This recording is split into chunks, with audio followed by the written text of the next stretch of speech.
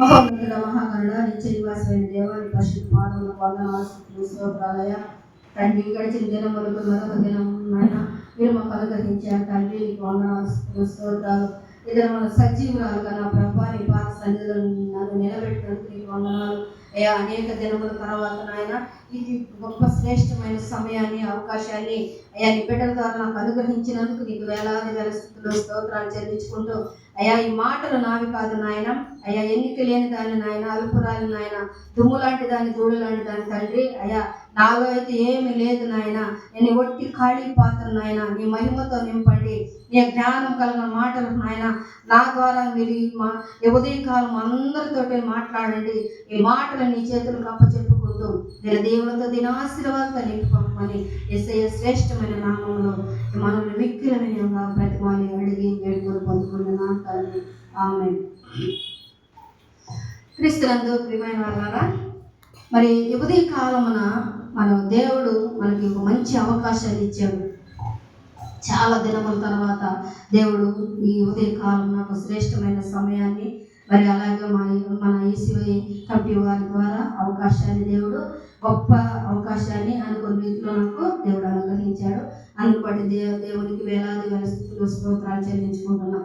అయితే ఇప్పుడు చదవబడిన వాక్యము, ఈ వాక్య భాగం మీరు చదివేటప్పుడు మీకు అర్థమైంది. ఎందుకంటే విశ్వాసము లేని దుష్ట హృదయము మీలో ఎవరి ఎందైనా ఒకవేళ ఉండునేమని మనం ఏం చేయాలంట, జాగ్రత్తగా చూసుకోవాలి.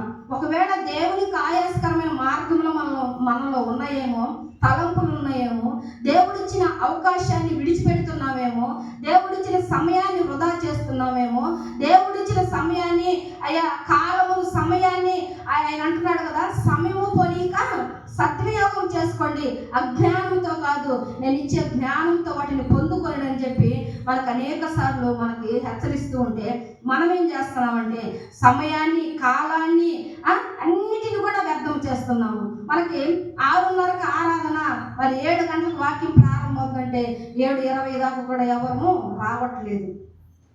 మనకి దేవుడిచ్చిన అవకాశము, ఎందుకంటే ఎవరికి లేదు ఈ సమయం, ఉదయకాల సమయం ఎక్కడా లేదు మనకు తెలిసినంత వరకు. దేవుని కృపను బట్టి మనకి ఎంతో అవకాశం ఇస్తున్నాడు. ప్రతి దినం కూడా ఒక్కొక్కరి ద్వారా ఆయన మాట్లాడుతూ ఉన్నాడు. కాబట్టి అవి వింటున్నాం, కానీ విశ్వాసం లేని దుష్ట హృదయం మనలో ఉందేమో జాగ్రత్తగా చూసుకోమన్నాడు.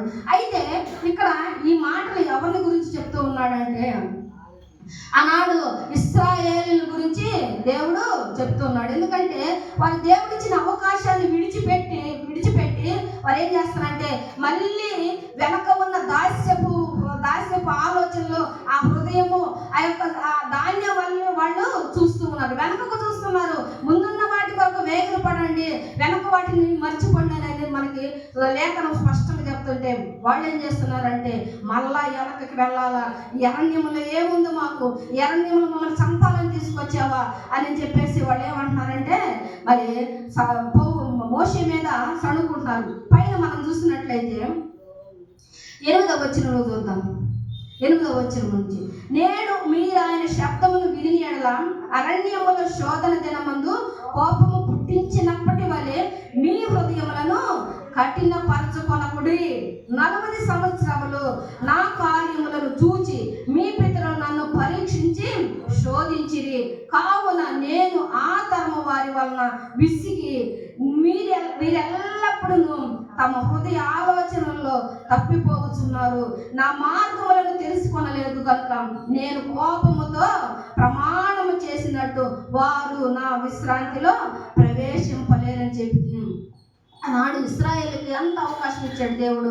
40 సంవత్సరాల అరణ్యంలో ఏ రీతిగా పోషించాడు మనందరికీ తెలుసు. మనం ప్రతిదినం మాట్లాడుకుంటూనే ఉంటాం. వారికి ఏది కొదువు కాలేదంట, బట్టలు చినలేదంట, చెప్పులు పాతపడలేదంట.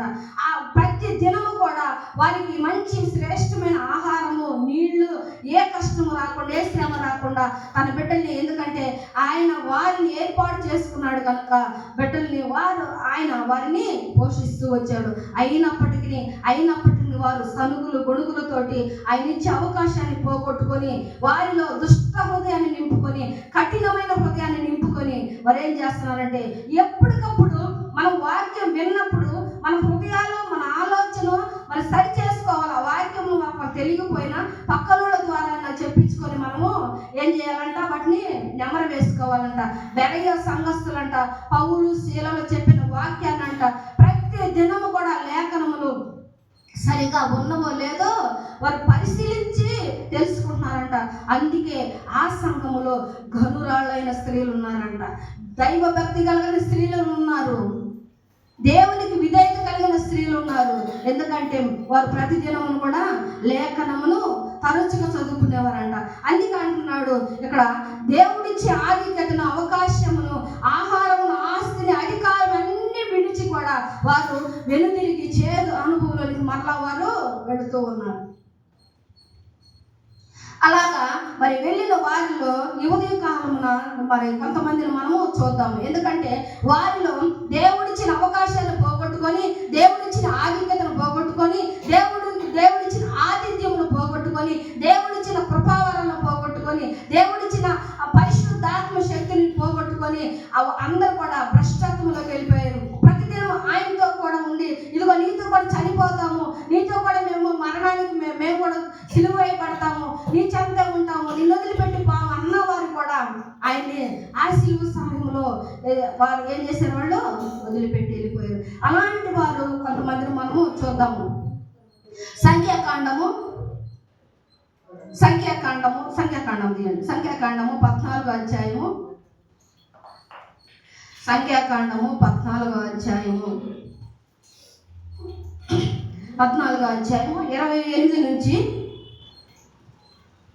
28 నుంచి నీవు వారితో యెహోవాకు ఏదనగా, నా జీవముతోడు మీరు నా చెవిలో చెప్పినట్లు నేను నిశ్చయముగా మీ ఎడల చేసేదను. మీ శవములు అరణ్యంలోని రాలును, మీ లెక్క మొత్తము చొప్పున మీలో లెక్కింపబడిన వారందరూ అనగా 20 ఏండ్లు మొదలుకొని పై ప్రాయం కలిగి నాకు విరోధంగా సడిగిన వారందరూ ఏమైపోతారంట, రాలిపోతారు. అందుకే ఆయనకి విరోధముగా మన హృదయం ఉందేమో, ఆయనకి విరోధముగా మన తలంపులు ఉన్నాయేమో, ఆయనకి విరోధముగా మన నడవడిక, ప్రవర్తన, ఆలోచనలు ఉన్నాయేమో. ఉదయకాలం అంటున్నాడు, మీరు సరి చేసుకోండి, జాగ్రత్త చేసుకోండి అని చెప్పి అంటున్నాడు. అయితే 30వ వచనంలో అంటున్నాడు కదా, పుణ్య కుమారుడైన కాలేబును, నూను కుమారుడైన యెహోషువయు తప్ప మిమ్మల్ని నశింపచేయుదునని నేను ప్రమాణం చేసిన దేశమందు మీలో ఎవ్వరును ప్రవేశింపరు, ఇది నిశ్చయము. ఎందుకంటే ఇదిగో కాలేబు, యెహోషువయు తప్ప దేవునిని ఆత్మతో సత్యముతో ఆరాధించిన వారు ఎవ్వరును లేరు. ఆ తరం వారందరూ ఏం చేశారంటే నశించిపోయారు. కాబట్టి అలాంటి హృదయం ఎందుకు నశించిపోయారు? దేవుడిని ఐగుప్తు దాస్యము నుంచి అత్యధికముగా వారిని ఎక్కడ తీసుకొచ్చారు? ఎర్ర సముద్రాన్ని పాయలుగా చేసి ఆరిని నెల నడిపించి అరణ్యములో వారికి ఆహారం పెట్టాడు, నీళ్లు ఇచ్చాడు, బట్టలు ఇచ్చి అన్నీ కూడా ఏది తక్కువ కాకుండా వారి అధికారం ఇచ్చారు, అన్నీ ఇచ్చాడు. కానీ వాళ్ళు ఏం చేశారు? కఠిన హృదయులయ్యి దేవుని విసర్జించారు. కాబట్టి ఆ అరణ్యములో తన పితరులందరూ కూడా చనిపోయారు. కాబట్టి ఆయన కోపము నీ మీద నా మీద రాకముందే, కాబట్టి ఆ రాకముందే మనం ఏం చేయాలంటే మన మనసులో మన హృదయంలో ఒకవేళ అలాంటి దుష్ట ఆలోచనలు ఉన్నాయేమో, దేవునికి వ్యతిరేకమైన ఆలోచనలు ఉన్నాయేమో మనము సరి చేసుకోవాలి. మరి ఇక్కడ రెండో వ్యక్తి ఈ మాటలు న్యాయాధిపతుల గ్రంథము 1వ అధ్యాయము 5 నుంచి 7 వరకు కూడా ఇక్కడ చెప్పబడింది. అయితే రెండో వ్యక్తిని మనం చూద్దాము. వారు ఎవరంటే దేవుడిచ్చిన ఆరాధన విడిచిపెట్టి ఏం చేశారంటే వారు దేవునికి వ్యతిరేకులయ్యి దేవుని బిడ్డను దూషించి ఏమయ్యారంటే ప్రాణములతోని భూమి నోరు విడిచి వారందరిని మిరింగి వేసింది. వారి కుటుంబం ఎవరో చెప్తారా? భూమి నోరు విడిచి మిరింగి వేసిన కుటుంబము కోరహు కుటుంబం.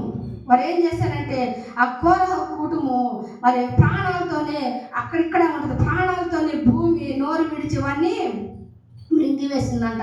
ఇక్కడ చూద్దాం 16వ అధ్యాయము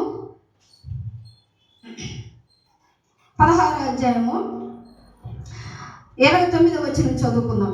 మనుషులందరికీ వచ్చు మరణం వంటి మరణము వీరు పొందిన ఎడలను సమస్త మనుషులకు కలుగునది వీరికి కలిగిన ఎడలను యెహోవా నన్ను పంపలేదు, అయితే యెహోవా గొప్ప వింత పుట్టించుట వలన వారు ప్రాణములతో పాతాళములు కూలినట్లు భూమి తన నోరు తెరిచి వారికి కలిగిన సమస్తమును మృంగి వేసిన ఎడల వారు యెహోవాను అలక్ష్యం చేసిరని మీకు తెలియనను. అతడు ఆ మాటలన్నీ చెప్పి చాలించగానే వారి క్రింద నేల నెరవిడిచెను. భూమి తన నోరు తెరిచి వారిని, వారి కుటుంబమును, కోరాహు సంబంధులందరినీ, వారి సమస్త సంపాద్యమును మృంగివేసెను. వారి సంబంధులందరూ ప్రాణముతో పాతాళములో కూలిరి. భూమి వారిని మృంగివేసింది. చూడండి ఎంత దుష్ట హృదయము. దేవుని సన్నిధిలో ప్రతిదినం నిత్య ఉంటానే, దేవుని బిడ్డల సహవాసం చేస్తూనే దేవుని బిడ్డల్ని ఏం చేస్తారంటే దూషించారు. కాబట్టి వారు ఏం చేశారు, దేవుని కోపము, దేవుని బిడ్డల మీద మనం సణుగులు గొణుగులు సంశయాలు మాని దేవుడిచ్చే అవకాశాన్ని మనం అందిపుచ్చుకొని దేవుడిచ్చే శ్రేష్టమైన సమయాన్ని మనం వినియోగించుకొని ఆయన మాటలు విని మన బ్రతుకులు మనం మార్చుకుంటే సరే. లేదా ఇలాంటి కోరహ లాంటి దుష్ట హృదయము, ఇశ్రాయేలు లాంటి కఠినమైన హృదయము మనలో ఉంటే మనం ఉదయకాలం మనం సరి చేసుకోవాల్సిన వారమైన. ఎందుకంటే ఆ దేవుడిచ్చిన ఆరాధన విడిచిపెట్టారు, దేవుడిచ్చిన సమయాన్ని విడిచిపెట్టాడు, దేవుడిచ్చిన ఆధిక్యతను వారు వదులుకున్నారు. దేవుని బిడ్డల మీద సణుగులు గొడుగులు చేస్తూ వారు ఏం చేస్తారంటే అందుకే పాతాళంలో నశించిపోయారు. 26వ వచనంలో ఒక మాట 25 చదువు. అప్పుడు మోషే లేచి దాతాను అబీరాముల యొద్దకు వెళ్ళగా ఇశ్రాయేలు పెద్దలు అతని వెంట వెళ్ళి, అతడు ఈ దుష్టుల గుడారముల యొద్ద నుండి తొలగిపోవుడి, వీరు వారి పాపములన్నిటిలో పాలివారి నశింపక ఉండునట్లు వారికి కలిగినదేది ముట్టుకుడి అని ఆ సమాజంతో అన్నాడు. ఎవరు చెప్తున్నారు? ఇది మోషే చెప్తూ ఉన్నాడు ఇశ్రాయేలుకి. ఎందుకంటే ఈ ప్రత్యక్ష గుడారంలో దాటి, ఎందుకంటే ఆ యొక్క వారి కోరహు కుటుంబం మొత్తము వాళ్ళ అందరికి కూడా వారి దేవుని బిడ్డలు దూషిస్తూ ఉన్నారు. దేవుడు మీరేనా, ఇదిగో మోషే చెప్పేదేంది, మోషే చేతి మేము వినేదేంది, మోషేనా దేవుడు అని చెప్పేసి మోషే మీద గొనుగుతూ ఉన్నారు. దేవుని కోపము. ఆనాడు మిరియాము కూడా మోషేని దూషించినప్పుడు ఏమొచ్చింది? ఆమెకి ఏమొచ్చింది? కుష్టి వచ్చింది. మళ్ళా మోషే ప్రార్థించినప్పుడు మళ్ళా ఆ యొక్క వ్యాధి తగ్గింది. ఆనాడు అహరోను మరి మిరియాము కూడా మోషే మీద చడిగినప్పుడు గొనిగినప్పుడు అప్పుడు ఆ మిరియాముకి ఏంటి కలుగు చేశాడంటే, నా బిడ్డ మీద నువ్వు కోపిస్తావని, నిన్ను ఎన్నుకొని ఏర్పరచుకున్న బిడ్డ మీద నువ్వు మాట్లాడతావని ఆనాడు మిరియాము కూడా కుష్టును కలుగజేశాడు. ఈనాడు ఇది దేవుని బిడ్డ అయిన మోషే మీద సనుగుతూ గొనుగుతూ ఉన్నప్పుడు ఆ యొక్క కోరహు కుటుంబం మీద దేవుని కోపం రగులుకుంది. అందుకే వారు ఇదిగో ఎలాగంట, వారు ప్రాణముతో ఉండగానే పాతాళంలో కూలిరంట. భూమి తన నోరు తెరిచి ఆ కోరహు కుటుంబ సంబంధులందరినీ కూడా మింగివేసిందంట. అలాంటి దుష్ట హృదయం మనలో ఉంటే, అలాంటి వ్యతిరేకమైన మనసు మనలో ఉంటే, దేవునికి అయిష్టమైన మనసు మనలో ఉంటే, దేవునికి వ్యతిరేకమైన కార్యాలు మనం చేస్తూ ఉంటే, ఈనాడు నిన్ను నన్ను ఇదిగో చెప్పే నన్ను వినే నిన్ను కూడా దేవుడు హెచ్చరిస్తూ ఉన్నాడు. మన హృదయం ఎలా ఉంది, మన మనసులు ఎలా ఉన్నాయని మనము పరీక్ష చేసుకోవాలా. అలాగే బిలాము కూడా దేవుడు ఎంతో ఆధిక్యత ఇస్తే ఆశీర్వాదం పోగొట్టుకున్నాడు. వెళ్ళవద్దన్న మార్గంలోకి వెళ్ళి ఆయన దుర్నీతికి కలుగు బహుమానం కొరకు పరిగెత్తాడు. అందుకే ఎవరి చేత హెచ్చరింపబడ్డాడు బిలాము? గాడిద చేత. గార్ధబొమ్మనికి నోరిచ్చాడు. నువ్వు నన్ను ఎందుకు కొడుతున్నావు, ఇన్నిసార్లు ముమ్మారు ఎందుకు కొడుతున్నావు అని చెప్పేసి ఆ అరణ్యంలో మరి దాని గాడిదకి గార్ధబొమ్మనికి నోరు మాట ఇచ్చాడు దేవుడు. అప్పుడు మాట్లాడుతుంటే నువ్వు మాట్లాడిన ఆశ్చర్యపోయాడు. దేవుని బిడ్డ నువ్వు, దేవుడు నీతో మాట్లాడుతున్నాడు, దేవుడు నీకు ఆధిక్యత ఇచ్చాడు, దేవుడు నీకు మరి అవకాశం ఇచ్చాడు. నువ్వు ఎలాగా ఉండాలా? దేవుని సహవాసము నీలో ఉంది, దేవుని ఆరాధించేవాడివి, మరి ఇలాంటి మనసు కలిగిన వాడివి, దేవునికి అయిష్టమైన కార్యములు, దేవునికి వ్యతిరేకమైన మార్గంలో నడుస్తున్నావు. దుర్నీతికి కలుగు బహుమానం కొరకు పరిగెత్తాడు. అందుకే గార్ధబొమ్మ చేత మరి హెచ్చరింపబడ్డాడు. అయితే ఆ హెచ్చరించినా కూడా ఆశీర్వాదం పోగొట్టుకొని ఏం చేశాడంట, బిలాము మరి ఖడ్గముతో చంపబడ్డాడంట. అందుకే ఆ సంఖ్యాకాండము 31:8 అంటున్నాడు. 31:8 ఎలాంటి మరణం పొందాడో మనము చూద్దాం. 31:8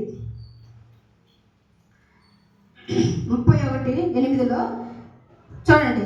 చంపబడిన ఇతరులు కాక మిద్యాను రాజులను, అనగా మిద్యాను 5 రాజులైన ఎవిని, రేకేమను, నూరహు, హూరును, రేబాను చంపిరి.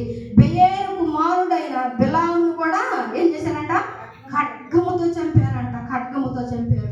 రాజులతోటి, అన్యుల రాజులతోటి కూడా ఎవరు చంపారు, వారిని చంపుతూ అన్యులను చంపినట్టే ఎవరు చంపారు, దేవుని బిడ్డ అయిన బిలామును కూడా ఖడ్గంతో చంపారంట. ఎలాంటి మరణం వస్తుంది, ఎలాంటి మరణం. అశ్షూరు రాజు అయిన సెన్హెరీబు కూడా దేవుడు ఎవరు, నేనే దేవుణ్ణి, ఇవన్నీ నాదే, నా స్వహస్తాలతో నేను సంపాదించుకున్నాను, దేవుడు ఎవరు, మరి నేనే దేవుణ్ణి అని చెప్పి విర్రవీగాడు. ఈ సంపద అంతా నాదే, ఈ యొక్క ఆస్తి నాదే, ఇవన్నీ నాయే, ఈ బంగారము, డబ్బు అన్నీ నాయే అని చెప్పి విర్రవీగాడు. అయితే దేవుడు ఏం చెప్తున్నాడంటే, ఇదిగో ఈ రాజ్యంలో ఒక్కడు కూడా అశ్షూరు రాజు రాలేడు, ఏది కూడా ముట్టలేదు, ఏది కూడా తీసుకెళ్ళాడు. అయితే తీసుకెళ్ళలేడు, కానీ అతను చేసిన పాపానికి ఎలాంటి శిక్ష అంటే, దాగోను గుడిలోకి వెళ్ళినప్పుడు అతను వాళ్ళ బయలు దేవతలకి మొక్కేటప్పుడు తన కుమారులే వచ్చి ఖడ్గము చేత చంపారు. ప్రియమైన దేవుని బిడ్డలారా, మనం దేవునికి వ్యతిరేకంగా మనం కార్యాలు చేస్తున్నాము, దేవునికి వ్యతిరేకమైన ఆలోచనలు మనలో ఉన్నాయేమో, దుష్ట హృదయం మనలో ఉందేమో. ఈ ఉదయకాలం అంటున్నాడు సరి చేసుకోమని అంటున్నాడు. సరి చేసుకోవాలి, మనం సరి చేసుకొని సరి చూసుకొని మనము ముందుకి నడిచే వారిగా మనము ఉండాలి. ఎందుకంటే ఇక్కడ యెహోషువ గ్రంథము, ఇక్కడ యెహోషువ గ్రంథం 13వ అధ్యాయంలో కూడా 13వ అధ్యాయంలో ఇక్కడ బిలాము గురించి ఇంకొక మాట మనకు రాయబడి ఉంది. 13వ అధ్యాయము 22వ వచనంలో కూడా ఇక్కడ ఆయన మరణాన్ని గురించి కూడా, ఇశ్రాయేలీయులు బెయేరు కుమారులను సోదెగాడునైన బిలామును తాను చంపిన తక్కిన వారితో పాటు ఖడ్గముతో చంపిరి. ఎవరితోనంట, ఇశ్రాయేలీయులు బెయేరు కుమారులను సోదెగాడిన బిలామును చంపిన తక్కిన వారితో పాటు ఎవరంట, రాజు ఇందాక చదువుకున్నాం కదా, మిద్యానీయులతో పాటు ఏం చేశాడు, మిద్యానీ రాజులతో పాటు మరి బిలామును కూడా వారు ఖడ్గంతో చంపారంట. ఎలాంటి మరణం. అన్యులతో సహవాసం చేస్తున్నావా, లోకంతో సహవాసం చేస్తున్నావా, నీలో దుష్ట హృదయం ఉందా, లేకపోతే దేవునికి వ్యతిరేకమైన కార్యాలు మనం చేస్తున్నామా, ఒక్కసారి మనము ఏం చేయాలా, పరీక్ష చేసుకోవాలి. అందుకే అంటున్నాడు పేతురు రాసిన రెండవ పత్రిక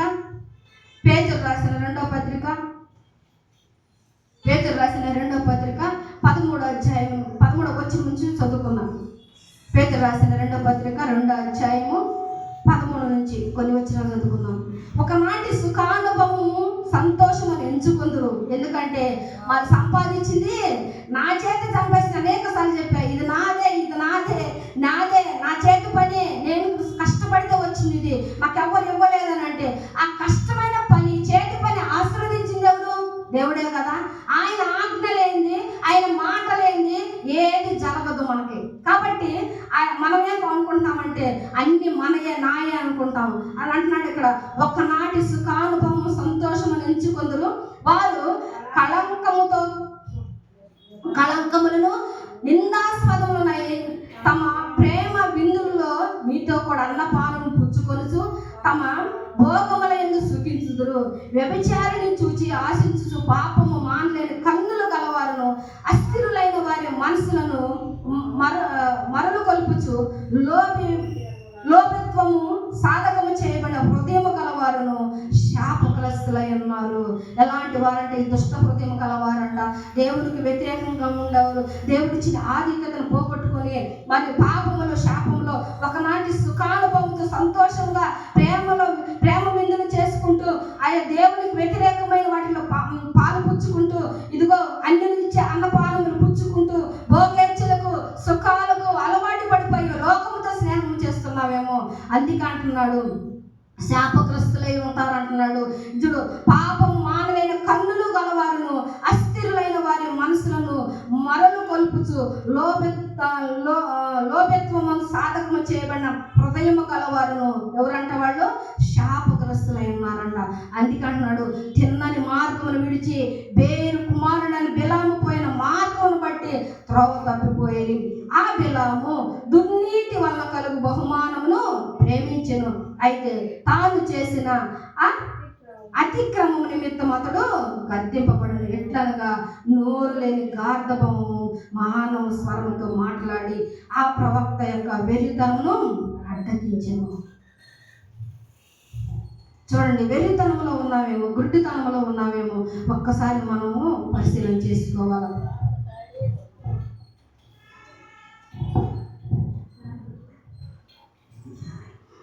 వెర్రితనంలో ఉన్నాము, గుడ్డితనంలో ఉన్నాము, మనం పరిశీలన చేసుకోవాలా. ఎందుకంటే ఇహలోకమును స్నేహిస్తే మన హృదయాలు ఎలాగా ఉంటాయి, మనం ఎలాగా ఉంటాము అనే ఒక ఆలోచన మనకి రావాలా.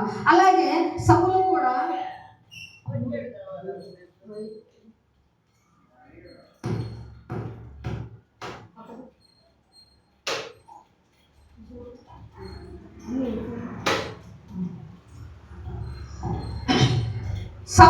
కూడా సౌలు రాజుకి దేవుడు ఎంతో అధికారమునిస్తే ఏం చేశాడు? దేవుని మాటను మీరాడు. దేవుని మాటను మీరి ఇదిగో సమూయేలు చెప్పిన మాటను వ్యతిరేకంగా వెళ్ళాడు. అందుకే దేవుడు అక్కడ ఆయన ఏం చేశాడంటే ఆ రాజ్యమును తీసివేశాడు. రెండవ సమూయేలు గ్రంథము 1వ అధ్యాయము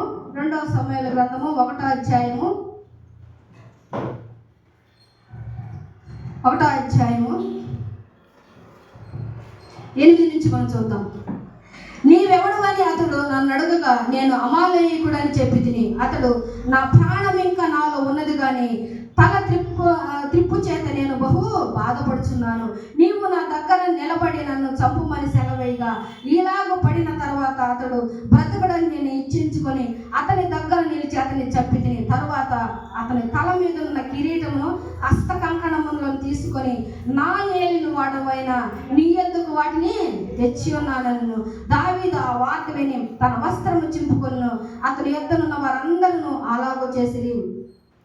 సౌలును యోనాతానును యెహోవా జనులు ఇశ్రాయేలు ఇంటి వారును యుద్ధములో కూలిలేని వారిని కూర్చి దుఃఖపడుచు ఏడ్చుచు సాయంత్రం వరకు ఉపవాసం అనేది. ఇక్కడ మనకి ఈ భాగం ఏం తెలియజేస్తుందంటే, మరి సౌలు మహారాజు దావీదుని అనేక సార్లు చంపాలని ఆలోచించాడు. అనేక సార్లు మరి దావీదును చంపాలని అనేక ప్రయత్నాలు చేసినప్పటికీ కూడా ఇక్కడ యుద్ధములో మరి సౌలు రాజు మరణించాడని తెలిసినప్పుడు దావీదు ప్రతీకారం మాట్లాడలేదు, దావీదు వ్యతిరేకంగా మాట్లాడలేదు. ఇదిగో అయ్యో రాజు చనిపోయాడు, దేవుడు ఏర్పాటు చేసుకున్న బిడ్డ చనిపోయాడని చెప్పేసి దావీదు కూడా ఇక్కడ బాధపడుతున్నాడు. అయితే ఇలాంటి మనసు కలిగిన దావీదు మరి సౌలు ఇలాంటి పరిస్థితుల్లో దావీదు కూడా ఆయన మీద సానుభూతి చేసి దుఃఖపడి ఏడ్చుచున్నాడు. మరి ఎందుకు ఇలాగంటే మన ముందు వాక్యాలు మనం చూస్తే మొదటి గ్రంథము సమూయేలు మొదటి గ్రంథము 15వ అధ్యాయము 15వ అధ్యాయంలో ఇక్కడ 22వ వచనం చూద్దాం. 15వ అధ్యాయము మరి 17-18 వచనాలు చూద్దాము. అందుకు సమూయేలు, నీ దృష్టికి నీవు అల్పుడుగా ఉన్నప్పుడు ఇశ్రాయేలు గోత్రములకు నువ్వు ఏమయ్యాడంట? శిరస్సు అయితివి. యెహోవా నిన్ను ఇశ్రాయేలు మీద రాజుగా అభిషేకించును. మరియు యెహోవా నిన్ను సాగనంపి నీవు పోయి పాపాత్ములైన అమాలేకీయులను నిర్మూలన చేయొచ్చు, వారు లయమగు వరకు వారితో యుద్ధము చేయమని సెలవీయగా నీవు ఎందుచేత యెహోవా మాట వినక దోపుడు మీద ఎగబడి ఆయన దృష్టికి కీడు చేసేదివన్ను. అందుకు సౌలు, ఆ మాట అనవద్దు, నేను యెహోవా మాట విని యెహోవా నన్ను పంపిన మార్గమును పోయి అమాలేకులు రాజైన ఆగోగును తీసుకొని వచ్చి తిని, కానీ అమాలేకులను నిర్మూలన చేశాడు. ఎవరు చెప్పారు? దేవుడు చెప్పిన మాటకు వెళ్ళాడు, చేశాడు. అక్కడ నుంచి ఏమంటున్నాడు? ఆ దోపుడు సొమ్ము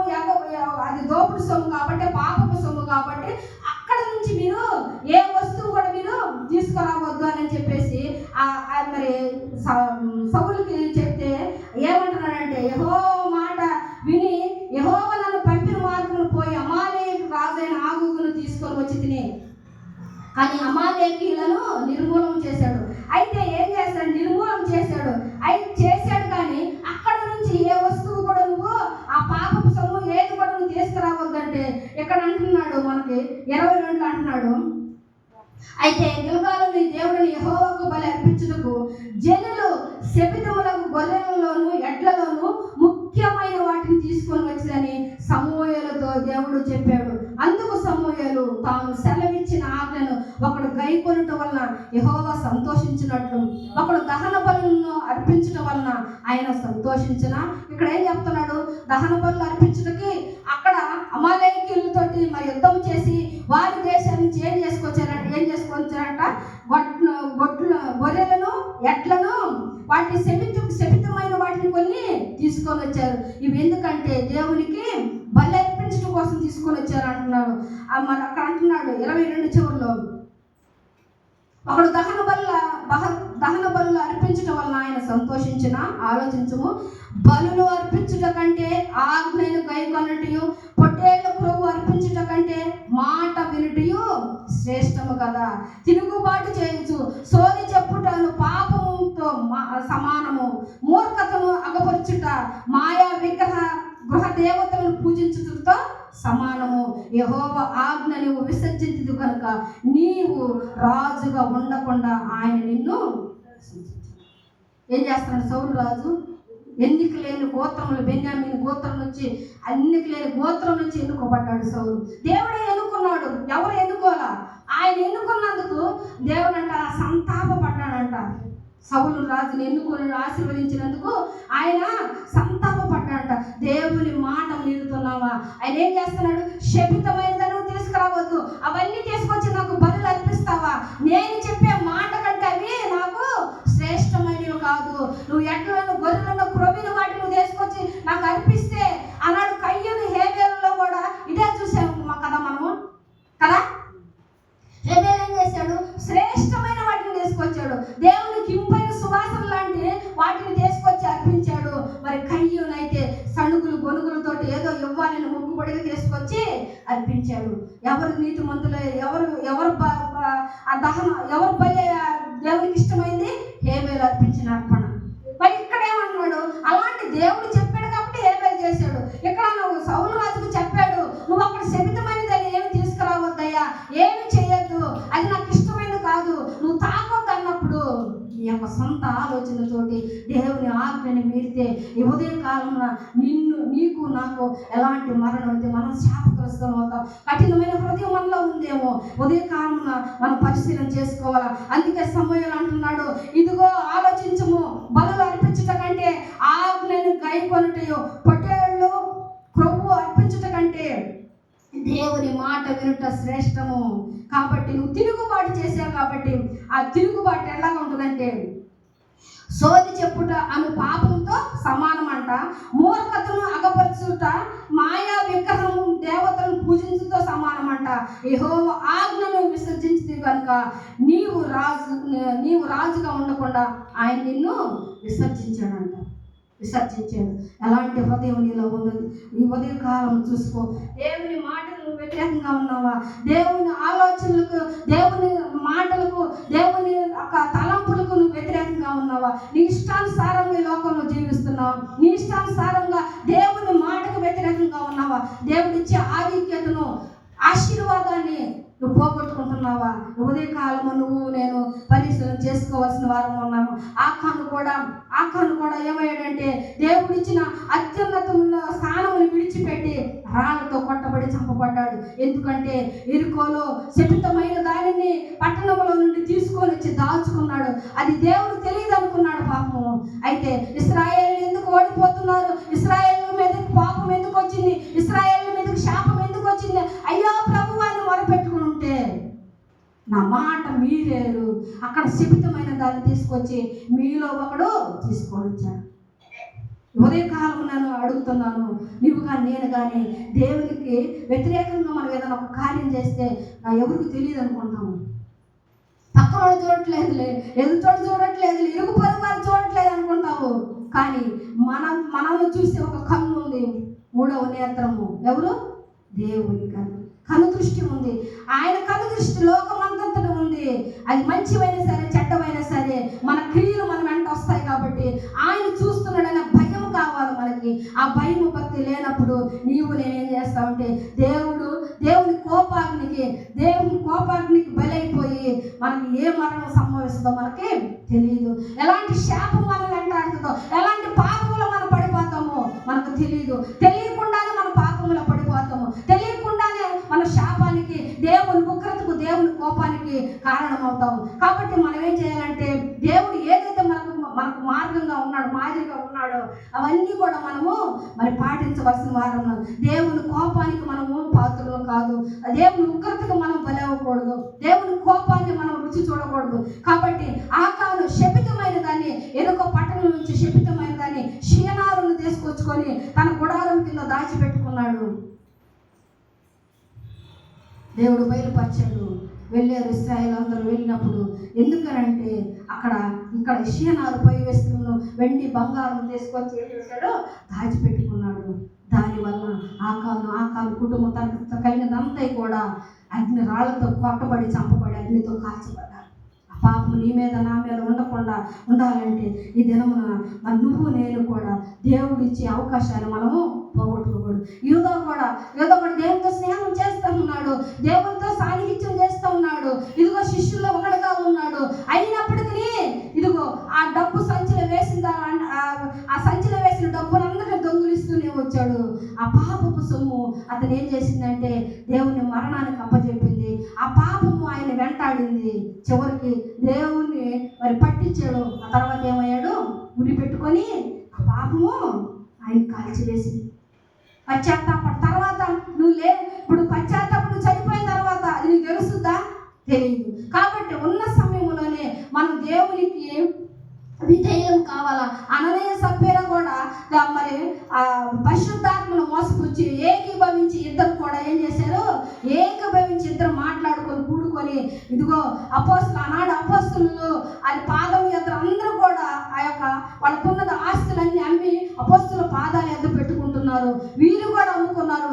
ఇది కూడా మనం కూడా ఇద్దాం అనుకున్నారు. అయితే వారు ఏకీభవించి అబద్ధం ఆడారు కాబట్టి, పరిశుద్ధాత్మను మోసపుచ్చారు కాబట్టి ఇద్దరు కూడా చనిపోయారు. ఒకరు తెలియకుండా ఒకరు చనిపోయారు. ఒకరు తెలియకుండా ఒకరు అబద్ధాలు ఆడారు. ఈనాడు కుటుంబాల్లో భార్యాభర్తలుగా, తల్లిదండ్రులుగా అనేక బాధ్యతలు ఉన్న మనము కూడా ఒకవేళ ఇలాంటి పరిస్థితిలో ఉన్నామేమో. అయితే దేవుని ఉగ్రతకు మనము పాత్రలు అవుతాం. కాబట్టి అలాంటి హృదయం మనలో ఉందేమో మనము సరి చేసుకోవాలా. చివరిగా చూద్దాము.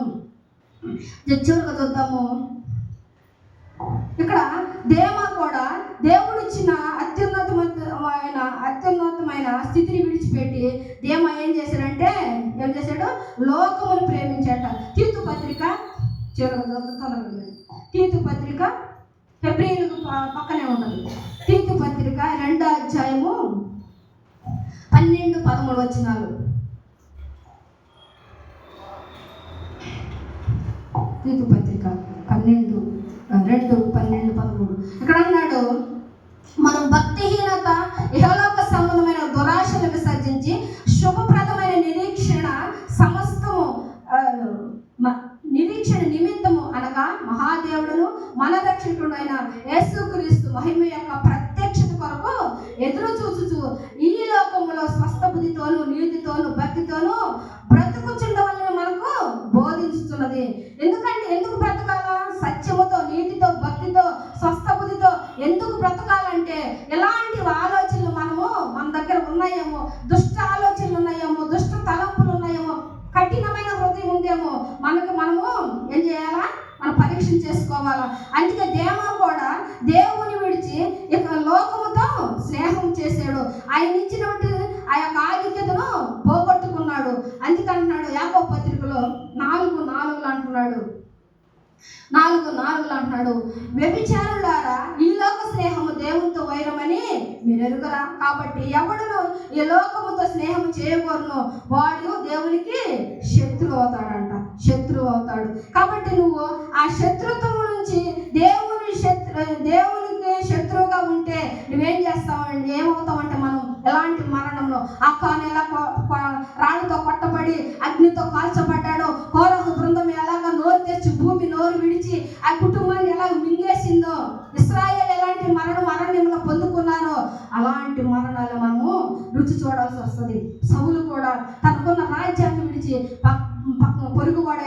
దావీదుకి ఇవ్వబడ్డది. కాబట్టి ఇలాంటివి మనము ఇలాంటి ఆలోచనలు మనలో ఉండకుండా ఉండాలంటే మనం ఏం చేయాలంటే దేవుణ్ణి మనము విడిచిపెట్టకూడదు. దేవుని సహవాసము మనము విడిచిపెట్టకూడదు. దేవుడు అత్యున్నతమైన స్థానం నీకు నాకు ఇచ్చినప్పుడు మనం ఏం చేయాలంటే ఆయనకి విరోధంగా మనము ఏ పాపము చేయకూడదు అంటున్నాడు. ఇదిగో తిమోతికి రాసిన 2వ పత్రిక 4వ అధ్యాయం 10వ వచనంలో చూద్దాము. దేవ ఇహలోకము స్నేహించి నన్ను విడిచి దెస్సలోనికి వెళ్ళను, క్రేస్కే గలతీయులకును తీతు దల్మతీయులకును వెళ్ళిరి, లూకా మాత్రమే నా యొద్ద ఉన్నాడు, మార్పును వెంట పట్టుకొని రమ్మ. ఇక్కడ పౌలు మాట్లాడుతున్నాడు. దేమ నేను ఎంతగానో ప్రేమించాను దేమని, తిమోతిని ఎంతగానో ప్రేమించాను, తీతుని ఎంతగానో ప్రేమించాను, అనేక మంది శిష్యులు తయారు చేశాడు. అయితే దేమ మాత్రము ఈ లోక స్నేహము దేవునికి వైరమని తెలిసి కూడా లోకాన్ని స్నేహించాడు, లోకాన్ని ప్రేమించాడు. అందుకే ఏమయ్యాడంటే నన్ను విడిచి లోకంలోకి వెళ్ళిపోయాడంట. ప్రియమైన దేవుని బిడ్డలారా, ఈ ఉదయకాలం మన స్థితి ఎలా ఉంది? లోకం వైపు చూస్తే లోకుల మాటలు వింటే మనకేం రాదు, ఇతరుల మాటలు వింటే మనకేం రాదు. దేవుని మాట వింటే శ్రేష్టము. సమూయేలు అన్నాడు, ఇదిగో నువ్వు బలులు అర్పించడం కంటే, గొర్రెలను మేకలను క్రొవ్విన వాటిని అర్పించడం కంటే దేవుని మాట వింటే శ్రేష్టమయ్యా. సౌలు నిన్ను ఎన్నికలేని బెన్యామీను గోత్రం నుంచి, చిన్న గోత్రం నుంచి ఎన్నికలేని వాడికి నేను రాజుగా చేస్తే నువ్వు దేవుని మాటని మీరుతున్నావు. ఇదిగో ఈనాడు నీకు నాకు చెప్తున్నాడు. దేవుడు మనకి ఇలాంటి ఆధిక్యత ఇచ్చి నిన్ను నన్ను ఏర్పాటు చేసుకొని ఈ మాటలు వినే శ్రేష్టమైన సమయాన్ని దేవుడు మనకి అవకాశం మనకి ఇస్తుంటే మనం ఏం చేస్తున్నామంటే దాన్ని నిర్లక్ష్యం చేస్తున్నామేమో. నిర్లక్ష్యం చేస్తే దేమ లాంటి మరణము, అలా దేమ లాంటి హృదయము, అలాగే అననీయ సఫీర్ లాంటి మరణము, యూదా లాంటి మరణము, ఆకాన్ లాంటి మనము, కోరహు బృందం లాంటి మరణం మనకు వస్తుందేమో, ఇశ్రాయేల్ లాంటి మరణం మనకు వస్తుందేమో. ఒక్కసారి జ్ఞాపకం చేసుకో, ఇది ఎంత భయంకరము. నువ్వు అన్యులతో స్నేహం చేస్తున్నావా? లోకంతో స్నేహం చేస్తున్నావా? ఇతరుల మాటలు నువ్వు వింటున్నావా? దేవుడి కోసం వస్తున్నావా? దేవుడి మాటలు వినడానికి వస్తున్నావా? లేకపోతే ఇతరులకు మెప్పు కోసం నువ్వు వస్తున్నావా? ఇతరులను మెప్పించడానికి, లేకపోతే వాళ్ళ కోసం నువ్వు వేషధారణగా మనం దేవుని దగ్గరికి వస్తున్నావా? ఉదయ కాలంలో మనము పరీక్ష చేసుకోవాలి. ఎందుకంటే దేవుడు ఇచ్చిన ఆధిక్యతను, అవకాశమును, మరి శ్రేష్టమైన ఆహారమును, ఆస్తిని అనుభవించే అధికారమును దేవుడు మనకి ఇచ్చాడు.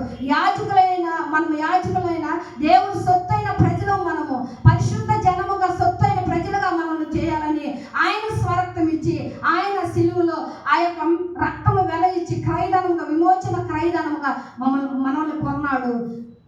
మనం ఏం చేస్తున్నామంటే దేవునికి ఇష్టమైన బిడ్డలుగా మనం ఉండట్లేదు. కాబట్టి ఈనాడు నిన్ను నన్ను ఏం చేస్తే అడుగుతున్నాడు. ఈ ఉదయ కాలమున అలాంటి మనసు, హృదయము నీలో నాలో ఉందేమో. ఈ ఉదయ కాలమున మనము ఆత్మపరిశీలన చేసుకోమని దేవుడు హెచ్చరిస్తూ ఉన్నాడు. దేవుడి కొద్ది మాటలు దీవించి ఆశ్రయించగా చిన్న ప్రార్థన చేసుకున్నాం.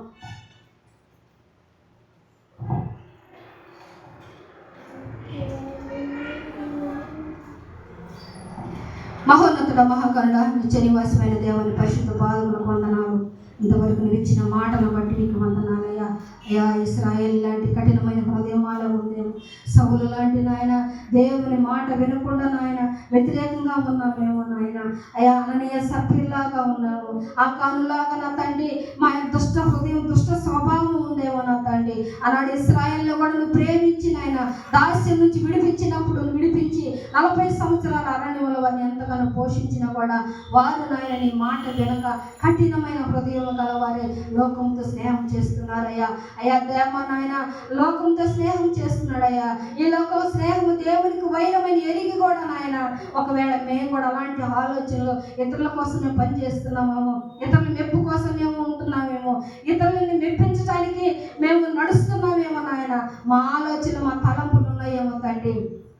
ఉంటే తండ్రి అకాను లాంటి మరణం వస్తుంది నాయన, కోరహు బృందం లాంటి మరణం వస్తుంది తండ్రి, అననీయ సఫీర్ లాంటి మరణం వస్తుంది నాయన.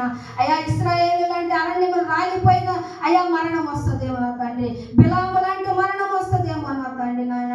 అష్షూరు చేసిన దానికి తన కుమారులు ఖడ్గంతో చంపబడ్డారయ్యా. బిలాము కూడా ఖడ్గంతో చంపబడ్డారు. ఎవరితోటంటే అన్యులతోటి సమానంగా చంపబడ్డాడయ్యా. అలాంటివయ్యా మా హృదయంలో రాకుండా నాయన, ఆ దుష్ట హృదయము, కఠిన హృదయము, అయ్యా శాపము, పాపముతో ఉండిన హృదయం మాలో నుంచి తీసివేయమని ఉదయకాలం ప్రార్థిస్తున్నాను. నాయన. విన్న ప్రతి బిడ్డని అయ్యా దీవించి ఆశీర్వదించండి నాయన. వాళ్ళ హృదయాలు తెరవండి నాయన. ఎలాంటి దుష్ట హృదయం వాళ్ళ ఉందేమో, కఠినమైన హృదయం ఉందేమో, పాపపు హృదయం ఉందేమో, అలాంటి ఆలోచనలు వల్ల ఉన్నాయేమో నాయన. మానవుల కోసం కాకుండా నాయన నీ కోసం మేము వచ్చి అయ్యా నీ మాటలు విని నాయన. ఎందుకంటే మనుషుడు రొట్టె వలన మాత్రము కాదు కానీ దేవుని నోట నుంచి వచ్చే ప్రతి మాట వలన అయ్యా జీవిస్తారని లేఖనం ఉన్నది. కాబట్టి అయ్యా ఆ మాటల వల్ల మేము జీవిస్తూ నమ్మి నాయన రక్షణలోకి వచ్చిన ఆయన ఈ రాజ్యంలో చేర్చబడే బిడ్డలుగా మమ్మల్ని అందరినీ కూడా ఆయన అయ్యా చెల్లి సన్నిధికి చేర్చుకోమని నా తండ్రి విన్న ప్రతి హృదయాన్ని నాయన దీవించి ఆశ్రదించండి. ఈ శబ్ద యంత్రం ద్వారా ఎంతమంది బిడ్డలు వింటున్నారు, అటు వారిని వారి కుటుంబాన్ని కూడా దీవించి ఆశ్రదించమని ఉదయ కాలమున నాయన ఇటు శ్రేష్టమైన సమయాన్ని నాకు ఇచ్చినందుకు అయ్యా నీకు వేలాది వేల స్తుతులు స్తోత్రాలు చెల్లించుకుంటూ దేవునితో దీని ఆశీర్వాదాలు నింపు మమ్మల్ని యేసయ్య నామంలో ఈ మనల్ని మిక్కిలి వినయంగా బ్రతిమాలి అడిగి వేడుకొని పొందుకొని నా తండ్రి ఆమేన్. పరలోకమందున్న మా తండ్రి నీ నామం పరిశుద్ధపరచబడును గాక, నీ రాజ్యం వచ్చును గాక, నీ చిత్తం పరలోకమందు ఎలాగో అలాగే భూమి మీద నెరవేరును గాక. ఆహారం నేను మాకు దయచేయండి, మమ్మల్ని శోధనలోకి తేక కీడును తప్పించు. ఎందుకంటే రాజ్యము బలము మహిమ నిరంతరం నీవైనావు తండ్రి. ఆమేన్. నా ప్రాణమయ యెహోవాను సన్నిధించు, నా అంతరం ఉన్న సమస్తమైన పరిశుద్ధ నామమును సన్నిధించు. నా ప్రాణమయ యెహోవాను సన్నిధించు. ఆయన చేసిన ఉపకారములను దేనిని మరువకము. ఆమేన్. ఆమేన్. ఒకసారి